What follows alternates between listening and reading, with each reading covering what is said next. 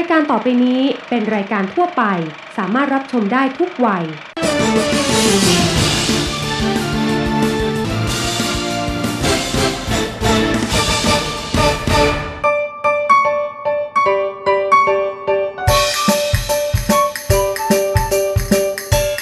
มีอีกหลายเรื่องที่ต้องเรียนรู้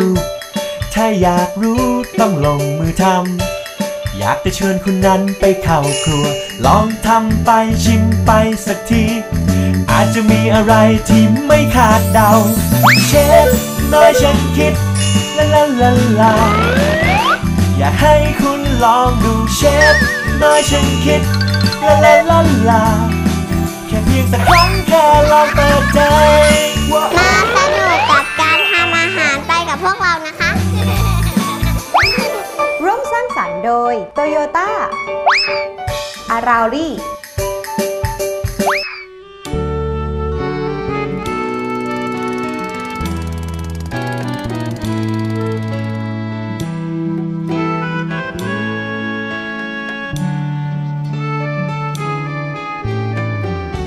ซันนี่นั่งกับป้าอยู่ริมตลิ่ง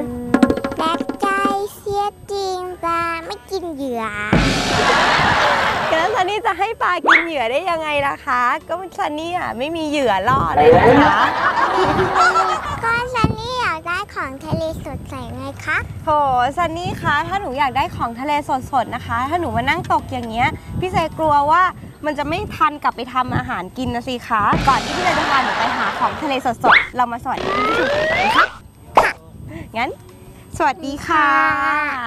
พบกับคิดเชฟตอนช่างคิดค่ะค่ะและตอนนี้นะคะพี่เซและน้องซันนี่ก็อยู่ที่บางขุนเทียนค่ะซึ่งเป็นเขตหนึ่งของกรุงเทพและเป็นเขตเดียวที่ติดกับทะเลอ่าวไทยค่ะและที่นี่นะคะก็เป็นจุดที่ชาวประมงเอาอาหารทะเลสดๆมาส่งให้กับชาวกรุงเทพดีจังเลยค่ะไม่ต้องไปไกลเลยโอเคงั้นเราไปซื้ออาหารทะเลกันเลยดีกว่าไหมคะไปกันเลยตะการหนูด้วย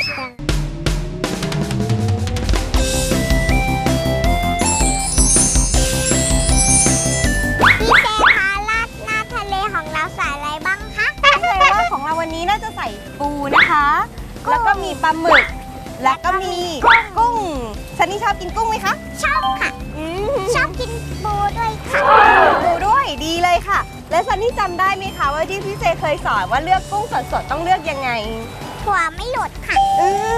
งั้นซันนี่ลองดูไหมคะไหนลองตักขึ้นมาดูซิ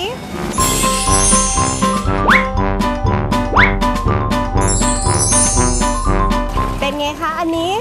หัวหลุดไหมคะไม่หลุดอันนี้สดชัวร์ค่ะเพราะมันยังไม่ตายเลยแล้วก็มันกลัวด้วย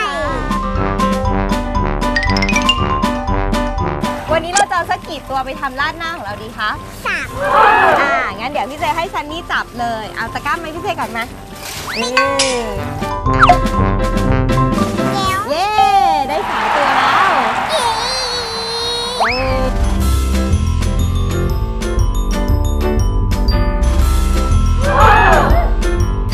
ตลอดข้างทางของถนนชายฝั่งทะเลบางขุนเทียนเนี่ยนะคะก็จะมีร้านอาหารทะเลสดๆหรือแม้กระทั่งของทะเลสดๆที่พ่อค้าแม่ค้านำมาขายที่นี่ค่ะแล้วก็มีให้เลือกเยอะแยะมากมายเลยด้วยนะคะไม่ว่าจะเป็นหอยหวานหอยตลับหอยแมงผู้หอยแครงและที่ซันนี่ชอบที่สุดคือ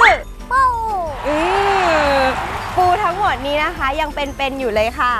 กีตามันโผล่มาด้วยซันนี่จะเอากี่ตัวดีคะวันนี้หนูจะกินสัก2คนเดียวเลยนะคะ2ถ้าเป็นปูเนื้อกล้ามมันจะใหญ่กว่าเนาะเละละวะมีอีกหลายเรื่องที่ต้องเรียนรู้ถ้าอยากรู้ต้องลงมือทำอยากจะเชิญคุณนั้นไปเข้าครัวลองทำไปชิมไปปลาหมึกตัวใหญ่จังเลยค่ะงั้นเดี๋ยวเรามาเลือกปลาหมึกกันเลยดีกว่าซันนี่ว่าระหว่าง2อันนี้เราจะใช้อันไหนในการทำราดหน้าวันนี้คะใช่เลยค่ะอันนี้เป็นปลาหมึกกล้วยแล้วก็เดี๋ยวเราจะหั่นเป็นแว่นๆก็ได้เนาะพอดีคำกว่าส่วนอันนี้นะคะเขาเรียกว่าปลาหมึกหอมค่ะซึ่งมันจะเหมาะกับการทำบาร์บีคิวปิ้งย่างมากกว่า แล้วซันนี่รู้ไหมคะว่าเราจะเลือกปลาหมึกยังไงให้สดปลาหมึกสดๆต้องเลือกยังไงต้องดูยังไง